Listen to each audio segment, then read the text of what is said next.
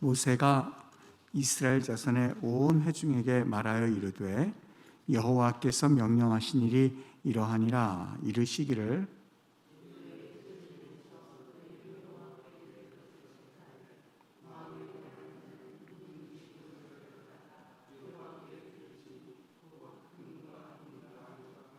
청색, 자색, 홍색실과 가는 배실과 염소털과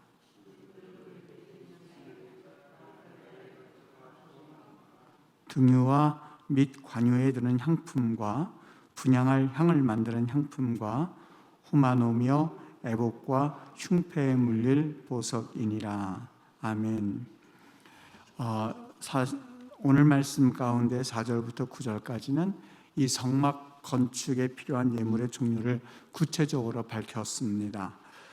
그리고 그 다음에 있을 우리가 내일 보게 될 말씀 10절부터 19절까지는 이제 이 성막 건축에 참여할 그 사람들을 모집하고 그들이 만들어야 될 이 품목을 각각 정해주고 있고요. 그 다음에 20절부터 29절까지는 이 모세가 명령한 대로 자원하는 마음으로 자신들이 성막을 위하여서 헌신할 수 있는 모든 것들을 다 헌신하는 내용이 거기 담겨져 있습니다. 오늘 4절부터 9절 말씀 가운데는 이제 성막 건축의 일을 위해서는 어떤 것들이 필요한가 하는 것들을 열거하고 있는데, 특별히 4절에 보면 모세가 이 성막 건축에 관한 이야기를 누구에게 말했냐면 바로 그 모세와 함께 있었던 그 장로들을 불러서 그 모세가 우리가 이제 성막 건축에 이런 것들이 필요합니다 라고 말하지 않았습니다. 그 성막 건축을 이야기할 때에 뭐라고 했는지 4절을 한번 여러분이 그 말씀 가운데 좀 의미 있게 받아들이셔야 될 게 있습니다. 하나님은 분명히 모세를 통하여서 이스라엘 자손의 온 회중에게 이것을 말하여 그리고 이르시기를 하나님께서 이렇게 명령하셨다라고 하는 것들을 모든 회중들에게 다 말씀을 하고 있는 것을 볼 수 있습니다. 이 말씀은 성막을 건축하는 일에 있어서 어떤 소수의 유력한 자들만이 참여하는 것이 아니라 온 회중이 이 성막을 건축하는데 다 참여해야 된다는 것을 우리에게 보여주고 있죠. 즉 하나님께서는 분명히 성막이 건축되기를 원하시는데 특별한 사람을 통하여서 그 성막이 완성되는 그러한 모습으로서가 아니라 이스라엘 백성들이 다 헌신함으로 인하여서 성막이 건축되기를 원하시는구나 하는 것입니다. 하나님이 성막 건축에 대해서 또한 성막 건축 일에 온 이스라엘 회중을 참여하게 하셨던 이유가 있었습니다. 그것은 성막이 단순히 일반 건축물이라면 누가 짓든지 그게 무슨 큰 상관이 있겠습니까마는 이 성막이라고 하는 것은 하나님께서 거하시는, 다시 말하면 하나님의 임재를 상징하는, 그래서 하나님을 만나는 장소로서의 의미가 있는 것이 바로 성막입니다. 성막을 짓는 일에, 이 하나님을 만나는 일에는 다른 어떠한 특별한 사람들만이 그 장소에 와서 하나님을 만나는 것이 아니라 온 이스라엘 백성들이 다 회중들이 와서 하나님을 만나고 하나님을 경험하고 또 하나님을 임재를 그들이 몸소 체험함으로 인하여서 하나님의 백성으로서의 삶을 살아가게 하기 위한 하나님의 특별한 축복이었었죠. 이 성막이라고 하는 것이 물론 구약 시대에서는 하나님의 임재를 상징하는 미팅 포인트가 될 수 있습니다만 오늘날에는 이 성막이 바로 교회입니다. 길을 가다가 또 생각이 되어지고 가만히 앉아서 생각이 되어지는 것 중에 하나가 참 하나님께서 나 같은 사람을 내가 목사가 아니었다면 얼마나 삶에 있어서 이 희망도 그리고 소망도 그리고 의미도 찾지 못했을까. 참 하나님이 나를 목사로 불러주신 것이 참 감사하다 하는 그 마음이 이렇게 잔잔하게 밀려올 때가 있습니다. 참 감사합니다. 마음 같아서는 한 번도 자녀들에게 너 선교사 해라, 너 목사해라 말한 적이 없습니다. 왔다 갔다 할 때 잠깐이라도 할까 그렇게 얘기할 때 그거야 네가 정하는 거지 라고 하면서 넘어가고 했습니다. 단 한 번도 자녀들에게 그런 말을 한 적은 없는데 가만히 앉아서 이렇게 생각은 했었지요. 목회를 한다고 그러면 울면서 박수해 줄 거고 안 한다고 그러면 박수하면서 울을 거다. 그런 생각이 들었습니다. 여러분, 한편으로는 그 마음이 들면서 속으로는 이런 마음도 했습니다. 참 목회자 한 명이라도 하면 참 좋을 텐데 하는 생각이 들었습니다. 또 한편으로는 하나님께서 나를 목회자로 불러주신 것이 감사하다 하는 마음이 들었고, 또 한편으로는 하나님이 이 시대에 교회를 우리에게 주신 것이 얼마나 감사한가. 만약에 교회가 우리에게 없었다면, 기도할 장소가 없었다면, 그리고 하나님 앞에 나와서 정말 통곡하며 하나님을 바라볼 수 있는 이 귀한 믿음의 터전을 우리에게 주시지 않았다면 어떻게 세상을 살아갈 수가 있었을까 하는 그런 마음이 들었습니다. 교회가 얼마나 소중하고 얼마나 우리에게 주신 또 하나의 축복인지 모르겠습니다. 그런데 이 교회를 우리가 세워나갈 때에는 특별히 장로님들만, 특별히 권사님들만 그렇지 않습니다.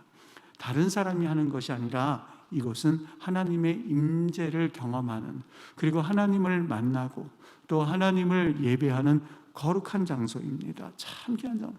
이 교회 건물 자체가 거룩하다기보다도 이곳에서 하는 우리의 모든 일들이 얼마나 귀중한지 모릅니다.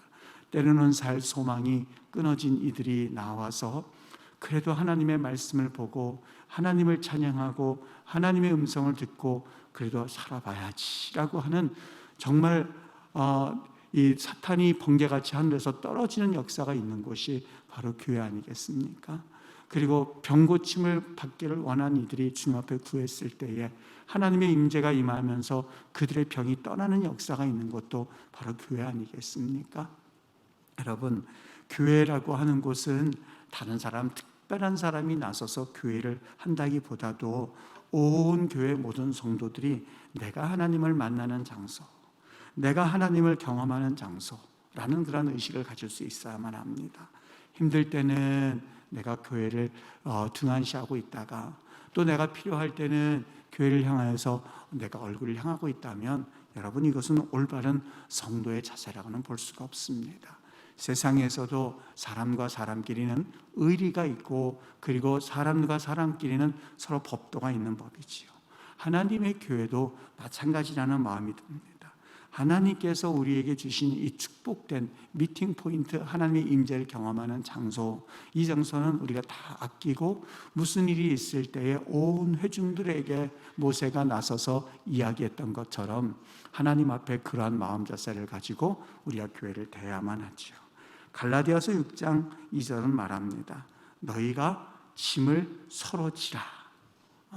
너희가 짐을 서로 지라. 그리하여 그리스도의 법을 성취하라. 너희가 짐을 질 때에 한 사람이 지라고 말하지 않았습니다. 두 사람이 지라고 말하지 않습니다. 서로 져라. 서로 져라.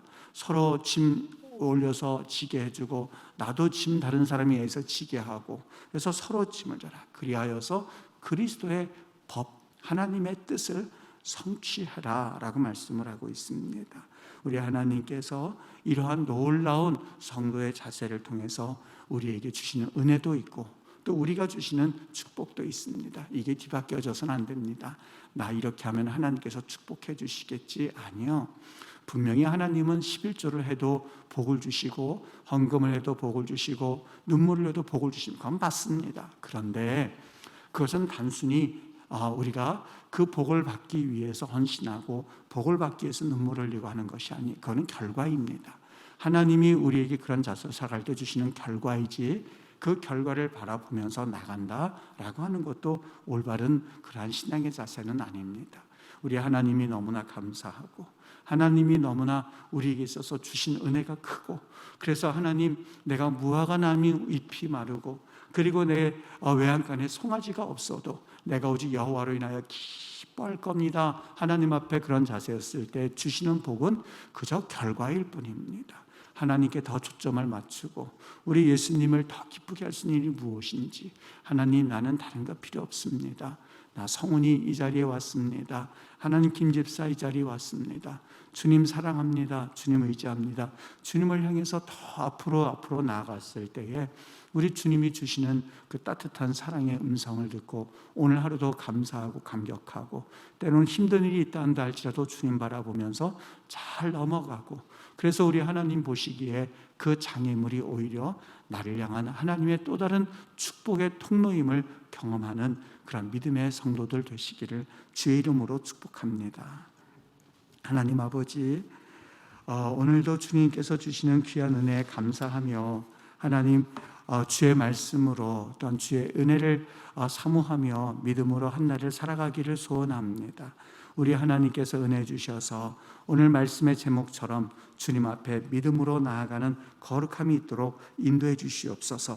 특별히 이 나라와 이 민족이 하나님을 경외하는 민족이 되게 하시고 또 하나님을 두려워할 수 있도록, 하나님 그래서 진정 하나님의 질서에 어긋나는 일과 그러한 법들이 제정되지 않도록 특별히 우리 대한민국을 주님 선하게 인도해 주시옵소서.